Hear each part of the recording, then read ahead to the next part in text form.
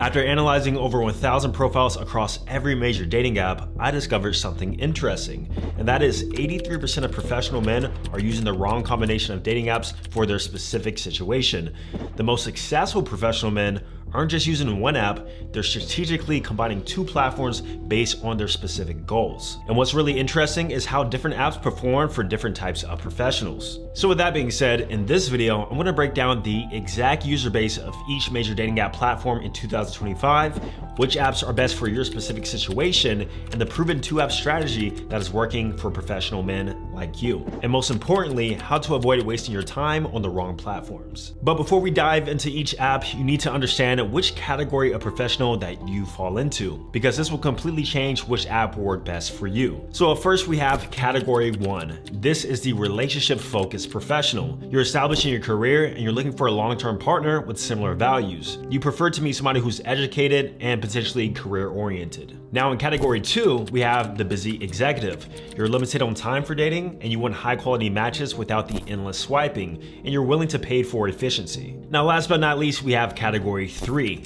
This is the recently single professional. You're just now getting back into dating and you want to test the waters. You're looking for something more casual with the idea of maybe something serious, but it necessarily isn't your main goal. Now that we got that out the way, let's start with what most people consider the best dating app, which is Hinge. And if you spend any time in the dating app world, you probably have heard their slogan, which is designed to be deleted.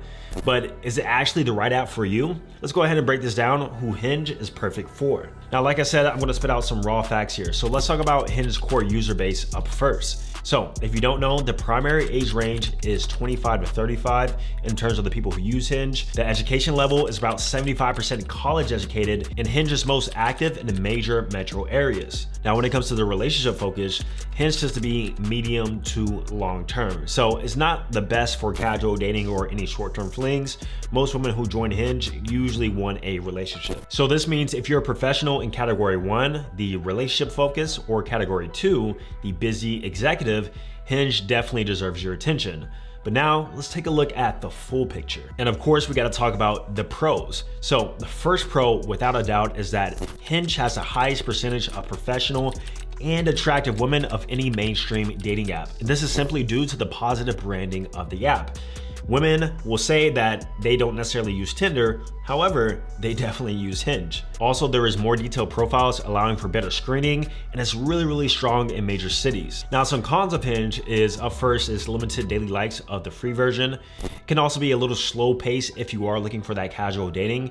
And in terms of Hinge algorithm, it's really what I like to call looks matched. So if you don't have the right presentation, if you don't have the greatest pictures, you're gonna get matched with women who also don't have the best presentation and the best pictures, if you know what I mean. Now up next we have Bumble, the app where women have to make the first move. Now this might sound like a passive approach for professional men, but the data tells us an interesting story, and that is when women initiate the conversation, they are 32% more likely to follow through and actually meet in person. This is why I personally have loved Bumble. Now, in terms of Bumble's core user base, primarily it's gonna be between the ages of 26 and 38, and the education level is a lot higher here at 82% college educated. And with that being said, they tend to have a higher career focus as they display the job titles fairly prominently on the profile. Now, Bumble is most active in both major cities and also suburban areas, and when it comes to relationship focus, it tends to be varied because there are distinct different models for dating, networking, or just friends. Now, what's interesting about Bumble is how it attracts a specific type of professional woman. The platform's female-first approach has created a pretty unique dynamic where career-driven women feel more comfortable with initiating the conversation, even though most times it would just be a simple hey. Now, some pros of Bumble's is that simply it has the highest percentage of female executives and entrepreneurs. Me personally, I have met plenty of women who are career-oriented or into business themselves on Bumble, more so than any other dating app. Also has a pretty strong verification system that will reduce fake profiles, And of course, you could potentially business network through what they call Bumble Biz. Now, some cons of Bumble is that it has a 24-hour response window, which can be pretty challenging for busy professionals.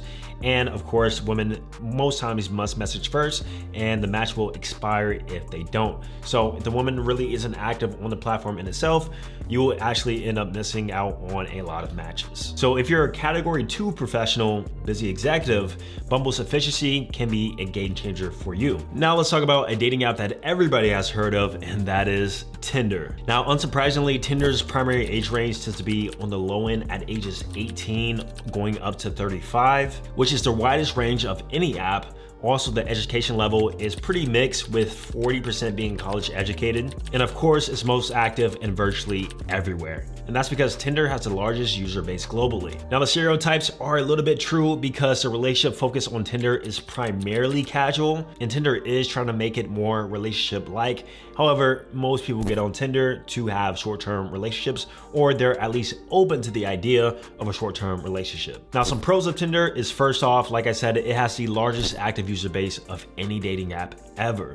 You can pretty much go in any city, in any country, and chances are you're gonna have plenty of women to swipe on. Also, it is pretty flexible for different dating goals. I met plenty of people who have had long-term relationships met off Tinder, but also I met plenty of people, including myself, who we've had a lot of fun on Tinder, and it was primarily sourced through Tinder. Now, some cons of Tinder is that there's a lot of low quality and spam profiles to sort through. You get on Tinder for 5 minutes and you'll see exactly what I'm talking about. Not only that, but Tinder does seem to have the lowest quality women. Pair that with a high number of inactive or promotional profiles, and it definitely becomes a pain in the ass, for lack of better words. Also, if you do use a free version, it's practically nearly unusable for serious dating, just because of all the limits and restrictions that are placed around it. However, if you are in category 3, which is recently single, Tinder can actually be a great way for you to get back into dating and build a little bit more confidence. The high volume of users means more opportunities to practice your dating skills. Now let's move into an app in which you probably have never heard of, and that is The League, an app that is probably the most controversial in the dating world.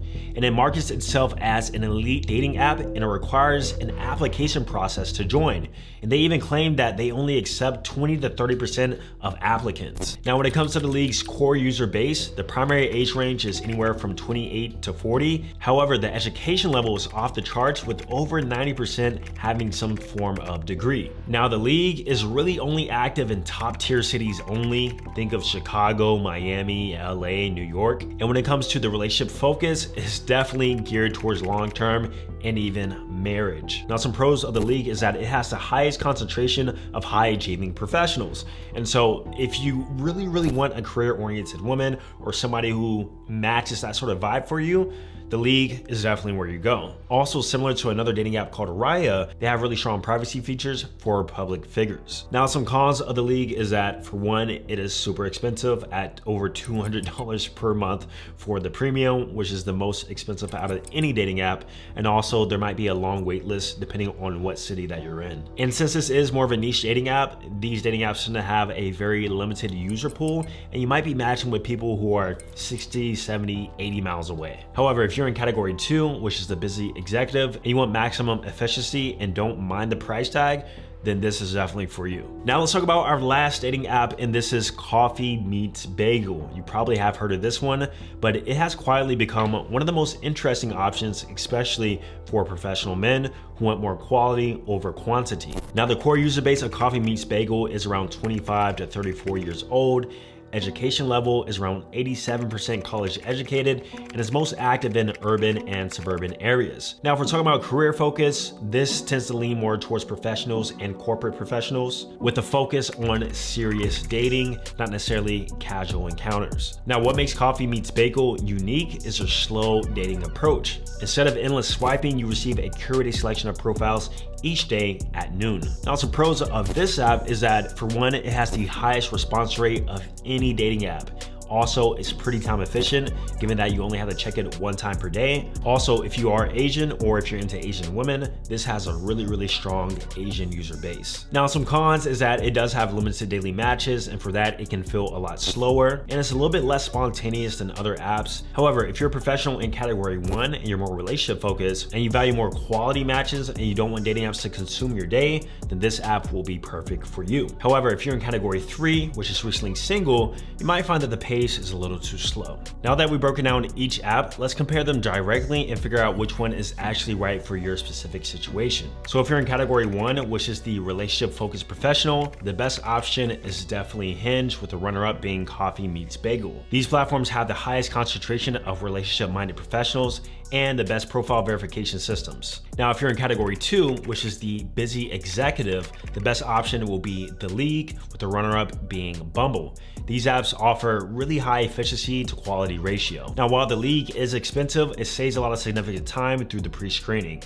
and Bumble provides a strong alternative with its career-focused user base. Now, if you're in category 3, which is the recently single professional, the best option will be Bumble, with the runner-up being a paid Tinder, which is Tinder Platinum. These platforms offer the most flexibility while maintaining a professional environment. You can test different approaches without risking your professional reputation. Now, while we've broken down the specifics of each app, here's a simple approach that works for most professional men, and that is to focus on the top 3 most popular dating apps in your area. You can easily find these by checking your app store's top dating app charts, and in most major cities, this typically means Hinge, Bumble, and Tinder. These apps have the largest user bases, which means more opportunities to find quality matches. Try all of them for a month and track your results. And then you can focus your time on the top 2 that works best for your specific situation. Because what works in New York might not work in Chicago, and what works for one professional might not work for another. But by starting off with these 3 major platforms, you are giving yourself the best chance for success. Now, while choosing the right app is important, it's honestly just one piece of the puzzle. And if you are a professional man who's serious about upgrading your dating life, you need a complete system that is proven to work. Now, I work with the successful professionals just like you to help them optimize their dating strategy across all these platforms. My team and I will provide personalized feedback on your profile optimization, and we're going to do this by using data-driven insights and strategic app selection for your specific goals. Also, message frameworks that actually drive conversations and turning those conversations into actual dates, and also time-efficient systems for managing your dating life. So if you're ready to stop wasting time on apps that don't work and start meeting the kind of woman you're actually interested in, click the link in the description to book a call with me and my team. And remember, the goal isn't necessarily to just get more matches, but to connect with the right woman who also matches your level of success and ambition. The longer you wait, the more opportunities you are losing. Thank you for watching, and I look forward to speaking with those of you who are ready to take action. Once again, I'm gonna leave a link down below, and I'm gonna see you in the next video.